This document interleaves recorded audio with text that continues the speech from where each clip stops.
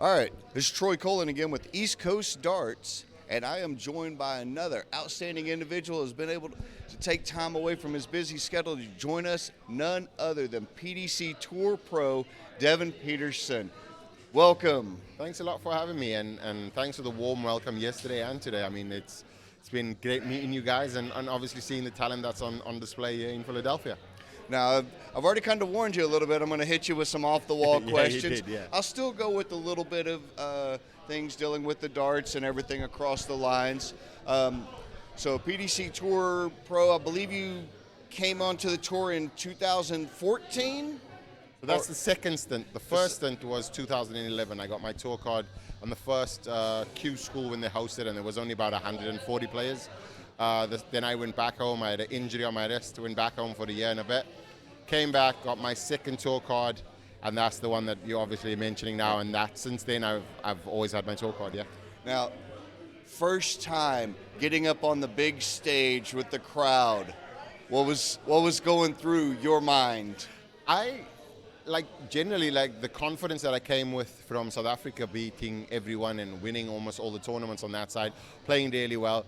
There wasn't a lot because I was exposed to a lot of stage and finals and winning events. So that for me was just a natural progression. Is I've always wanted to be a PDC professional. Got there to the big stage, and yes, I was like a duck to water really. I mean, I think I played Norman Madu in my first event, first prelim. And I took 2 ton plus checkouts in quick succession. So that was kind of settling. And I remember having a chat with Eric Bresto the day before, and I asked him some pointers, and he said, make sure that your first dart is on top of the treble so that the next 2 can kind of land into the treble so that you find that comfortability. And I took his advice, and it worked. All right. So now to the fun questions. Yeah. Okay. This is your first time in the United States? Second, but first darting kind of tour, yeah. Okay, but your first time here in Philadelphia? 100%, yeah. Okay, I know last night you had a genuine Philly cheesesteak. Yeah, I've had 2. So now, Philly cheesesteak, or is it pronounced biltong? Yeah. Which one do you prefer? So it's 2 different categories though. Obviously, firstly, biltong's a snack, and then Philly cheesesteak is. But I think that the hype of the Philly cheesesteak, obviously watching movies and seeing always people talking about a Philly cheesesteak, it lived up to the hype, and so much so that I had one for breakfast as well. So it's okay. I've had 3 so far, and I've been here for a day and a bit. So I can't complain about the Philly cheesesteak, and it's fantastic, and it's a cultural delicacy that you guys have to the world. Well, so a fan of the Philly cheesesteak, it's definitely approved for you. So you came here over with Danny, coming to some of the exhibitions, played in the Dart Player Florida event and everything. What made you decide to join Danny on this exhibition? So I've been doing exhibitions for a while in the UK, Scotland, Ireland. I've toured a lot of the different countries, Australia, New Zealand, and the US. I've always wanted to kind of come over, but the connection between myself and Danny, I mean, obviously when he came over on tour, we had this kind of brother kind of connection, and I said that, well, whilst you're on tour, I'd definitely come join you, and then he made an availability for me for the August period, and our schedules kind of made sure that it happened, and I'm so happy that I came over. I was meant to go to Canada as well for 2 weeks, but my visa never arrived, so I came for a bit longer. Enjoyed the hot weather in Florida, but it's been amazing though. Just seeing the talent that you guys have and the talent that you have on display. It's really fantastic, and just meeting other players that love the sport that we love. Oh, we definitely love it, especially here in Philadelphia area. Now, I know also that you're working on the Devon Petersen Academy for youths, children, bringing them into the games. Talk a little bit about that, about the growth where you see it. So I took it upon myself to launch the Devon Petersen Academy simply based on experience and just what I was thinking. When I grew up, I started playing only when I was 18, so it's slightly a bit later. And I thought that if I had the opportunity to kind of have an academy system that was structured, that might have kind of pushed me quicker to the top, and then I didn't have to take 6, 7, 8 years before I kind of found my feet in the PDC. So if you can cultivate a culture that is structured and professional, then all of that can kind of happen quicker.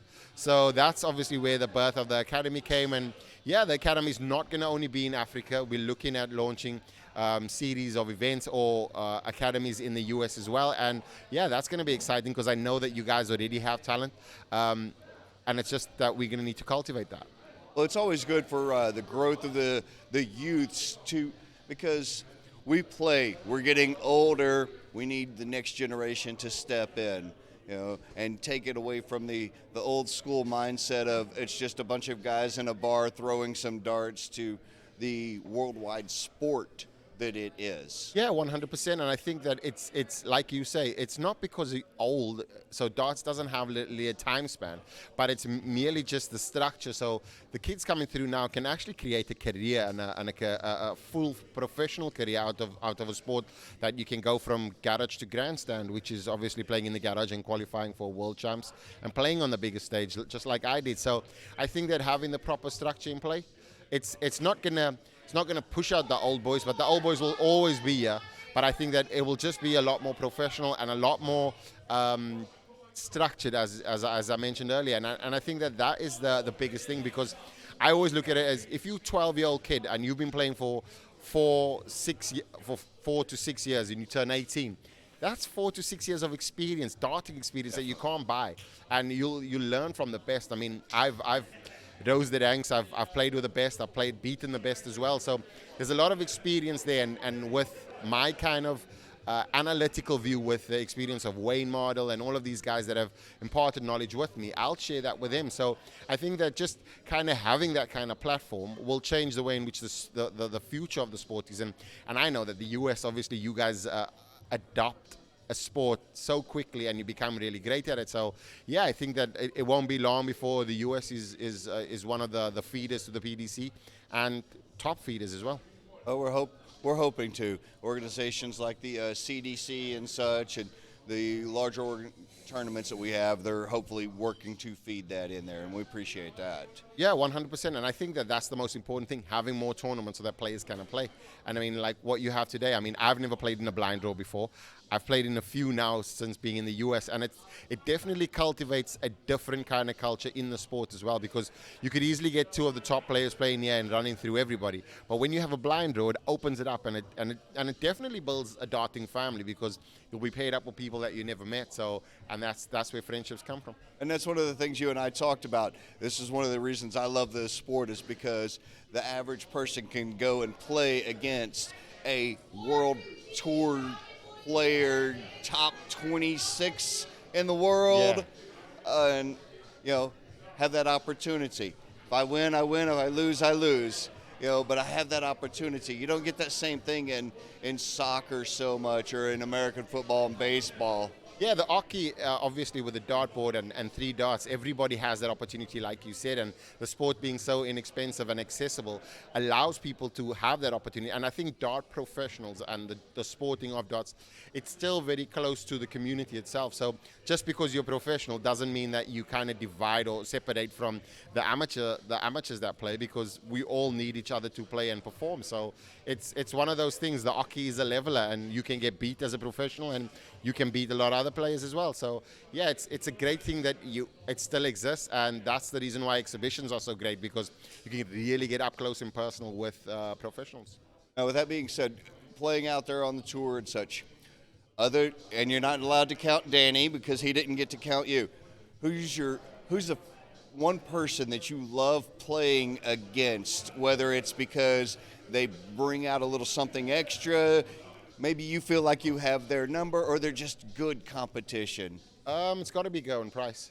He's one of the top players, and he's got that little bit of spice in the game as well, and it can erupt at any point. And I know that he's always wanting to rip your head off. There's never taking the foot off the gas. So you know that if you beat him, you have to play good. If you're competing against him, you're on a level where you can kind of fight against anybody on the hockey itself. So yeah, I think Gowan Price is definitely one of those players for me that is a pleasure to play. Okay, so one of the last questions I have, and it's going to be the same question that I asked Danny, because the world wants to know, who's your favorite superhero? It's got to be Incredible Hulk, though. It's two personalities and a big guy. Okay, so it was. I like that answer a little bit better than Danny's. What was his? He said SpongeBob. He's not even a superhero. He wears his square pants. But yeah. Well, again, I want to thank you very much for taking time out of your day to come and sit down with us. If there's anyone that you would like to say hey to, sponsors, thanks to, and everything, please. So thanks a lot to the DPFL guys that entertained us at the event at the reunion. Shot, Footstairs, Simbi, Condo Acts, all of the people that make it possible. Pinpoint Sports that keep me traveling and doing all the promotional stuff for me. And then there's a little something that's coming as well. It's footwear will be we've got darting footwear coming out, so it's still undercover, so I'll break that little one with you now. Right. But keep your eyes out for that, and there's going to be some great collaboration, so we can't wait to bring it to the world. All right, well, again, thank you very much for joining us here. Hope you enjoyed the rest of the time here in Philadelphia, the city of brotherly love, so that enjoy the time with the luck of the draw, and look forward to maybe getting another chance to play. I know we've got a rematch we got to do. Yeah, no doubt. And I think that the people of Philadelphia, welcome us so warmly. It's been great, and obviously making new friendship and new darting family. And I thank you very much for having us. All right, thank you very much. Thanks a lot, my man. All right.